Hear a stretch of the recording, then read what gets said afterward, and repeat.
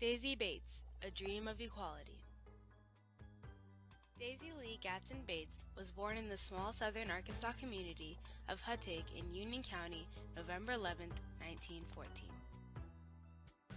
Typical to the early 20th century race relations, it was heard that her natural parents experienced the violence and powerlessness of the rural South, such as rumors that Daisy's mother was raped and murdered by 3 white men, and her father left shortly after.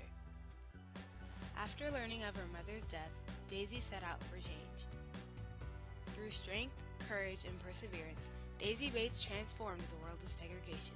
With her leadership in Little Rock 9, a group from Arkansas against segregation, she helps the first African American kids go to an all-white school, and her participation in other activist groups. She changes history and helps pave the way for other people in the fight against racism. But it all started when she met her husband, L.C. Bates, and got involved with the famous Little Rock 9. The Little Rock 9 was a group from Arkansas who led the first colored teens into an all-white school. They went against all of the rules that the whites had set up, but they stood up for the powerless, which was Daisy's goal. So she jumped right on it. She provided a lot of support in a number of areas. One that is kind of most familiar through her book, which I find this part persuasive, was that she had the children to her home and after school.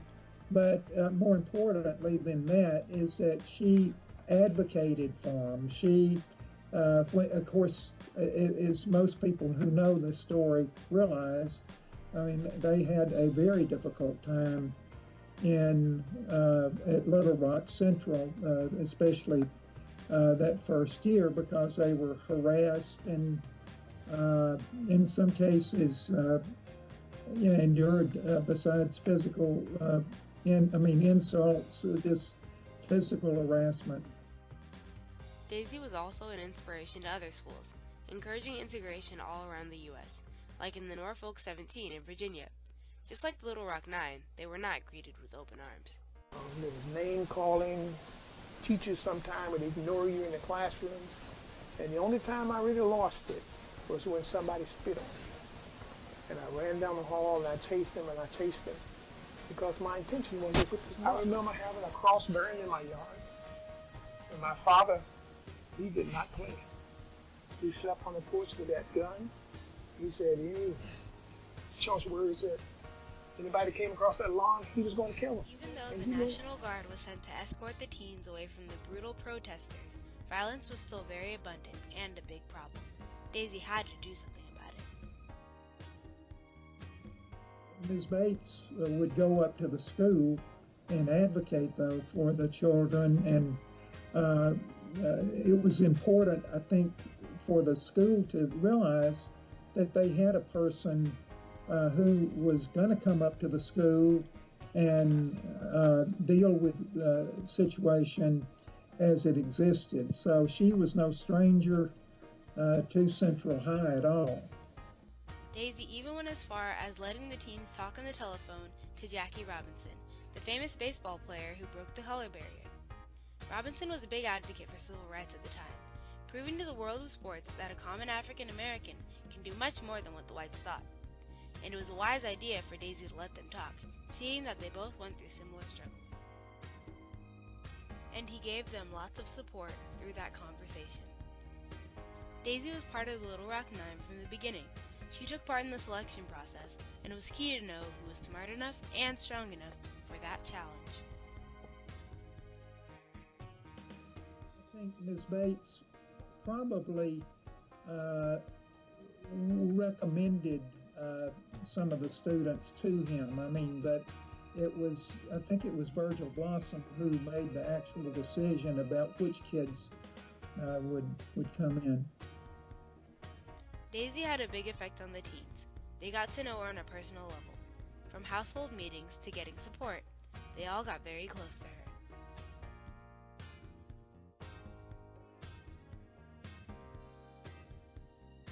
Mrs. Bates was the person for the moment. Daisy Bates was the poster child of black resistance. She was the quarterback, the coach. We were the players. She was conditioned to know that the civil rights movement was moving forward. Daisy Bates helped drive the movement. Another big part in her life was when she joined the National Association for the Advancement of Colored People, also known as the NAACP. Arkansas State Press, which was a weekly newspaper designed about and for African Americans in the state of Arkansas, and it focused explicitly on civil rights issues. So civil rights was very close to their heart, both Daisy and Elsie. And they started this newspaper in the 40s, and it was shortly after that, or about the same time, that Daisy Bates became involved with the Little Rock chapter of the NAACP. Little Rock is where they had moved to, where they had settled. So she became involved in the local group as anybody else would, but her involvement increased. She became a key person in the Little Rock chapter. And the Little Rock chapter, being the most important chapter in the state, led her into a position of leadership in the statewide NAACP in Arkansas. Daisy and Elsie soon became key advocates of the NAACP. Their names were very popular throughout Little Rock, though the danger and threats still kept coming. People were angered that she was getting closer to her goal, but she still pulled through as the president of the NAACP Arkansas State Conference. With her title, all eyes were on her. She had to make a difference that lasted forever, and she was very successful in her goal. Her legacy still lives on.